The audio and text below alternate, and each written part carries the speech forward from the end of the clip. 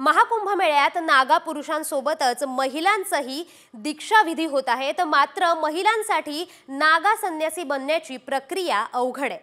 महिलेला ब्रह्मचर्य व्रत 10 ते 15 वर्ष पाळावं लागतं। महिलेच्या कौटुंबिक आणि सांसारिक जीवनाची कसून तपासणी केली जाते। गुरुला आपली क्षमता आणि ईश्वराप्रती समर्पण सिद्ध करावं लागतं। जेव्हा आखाड्याच्या गुरुचा या सर्व गोष्टींवर विश्वास असतो तेव्हाच ते त्याला दीक्षा देण्यास तयार होतात। स्त्री नागा साधूंना जिवंतपणीच स्वतःचं पिंडदान आणि मुंडन करावं लागतं। दीक्षा घेतल्यानंतर स्त्री संन्यासीला सांसारिक वस्त्रांचा त्याग करावा लागतो।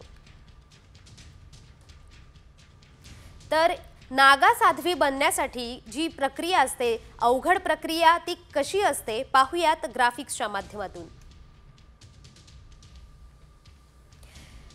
तर महिलेला 10 ते 15 वर्ष ब्रह्मचर्य व्रत पाळावं लागतं। महिलेच्या कौटुंबिक आणि सांसारिक जीवनाची कसून तपासणी होते। गुरुला आपली क्षमता आणि ईश्वराप्रती समर्पण सिद्ध करावं लागतं। दीक्षा घेण्याआधी सांसारिक जीवनात परतण्याविषयी 3 वेळा विचारणा केली जाते। जिवंतपणीच स्वतःचं पिंडदान आणि मुंडन करावं लागतं। तर नागा साध्वी नेमक्या कोण आहेत पाहूयात।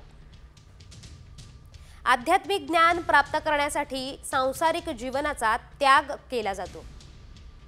नागा साध्वींना अवधूतानी किंवा माई म्हणतात। जुना आखाड्यात नागा साध्वींची संख्या हजारोंच्या घरात आहे। जुना आखाड्यात नागा साध्वींची संख्या हजारोच्या घरात आहे। नागा साध्वी कोण आहेत हे आपण पाहतोय। तर शाही स्नानाच्या दिवशी पालखीतून त्या प्रवास करतात।